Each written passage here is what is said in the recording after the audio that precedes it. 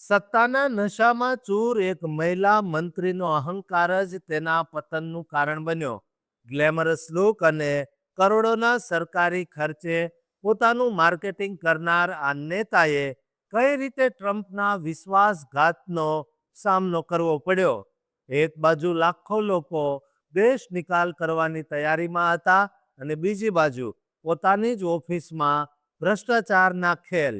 શું આ માત્ર એક મંત્રીની અકાલપટ્ટી છે કે પછી કોઈ મોટા કૌભાંડનો પર્દાફાશ?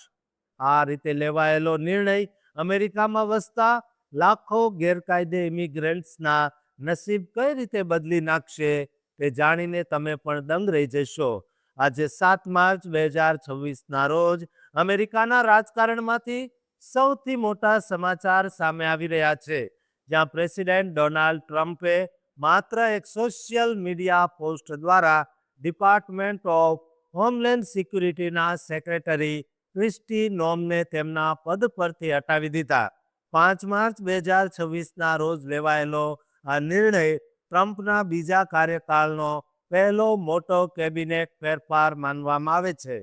54 વર્ષીય ક્રિસ્ટી નોમ, જેઓ સાઉથ ડેકોટાના ગવર્નર રહી ચૂક્યા છે, તેમણે ટ્રમ્પના માસ ડિપોર્ટેશન પ્લાનનો મુખ્ય ચહેરો બનાવવામાં આવ્યા, પરંતુ તેમની કામગીરી વિવાદોથી ઘેરાયેલી રહી. અકાલપટ્ટીના મુખ્ય કારણોમાં ઇમિગ્રેશન વિભાગમાં થયેલી ગંભીર ગફલતો અને $220 મિલિયન સરકારી ખર્ચ, પોતાનું પ્રમોશન કરવાની જાહેરાત ઝુંબેશ જવાબદાર હોવાનું મનાય છે, જેમાં તેમણે માત્ર પોતાનો જ ચહેરો ચમકાવ્યો.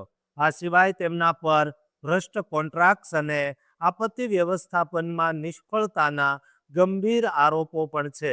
મીડિયામાં તેમને આઈસ બાબી કહીને મજાક ઉડાવવામાં આવતી, કારણ કે તેઓ ગંભીર ઇમિગ્રેશન ઓપરેશન્સમાં ફોટોશૂટ કરાવતા હોય તેમ હાજર રહેતા હતા. વિવાદોની હારમાળામાં ફેબ્રુઆરી 2026માં તેમની ટોચની પ્રવક્તા ટ્રિશિયા મેકલાફ્લિને પણ રાજીનામું ધરી દીધેલું.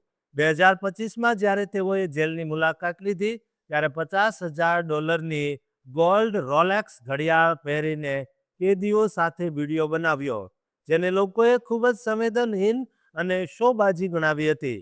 સૌથી મોટો વિવાદ જાન્યુઆરી 2026માં મિનિયાપોલિસમાં થયેલા શૂટિંગથી શરૂ થયો, જેમાં નોમ દ્વારા નિયુક્ત ઓફિસર ગ્રેગ બોવિનોના એજન્ટોએ 2 અમેરિકન નાગરિકોને ગોળી ધરબી દીધી.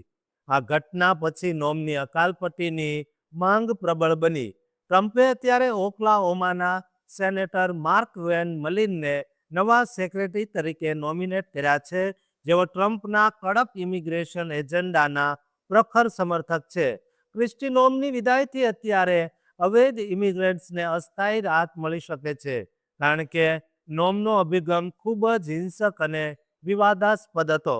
જોકે મલિનના પદ સંભાળ્યા પછી 1 મિલિયનથી વધુ લોકોને દેશમાંથી બહાર કાઢવાનો પ્લાન ફરી તેજ બની શકે છે.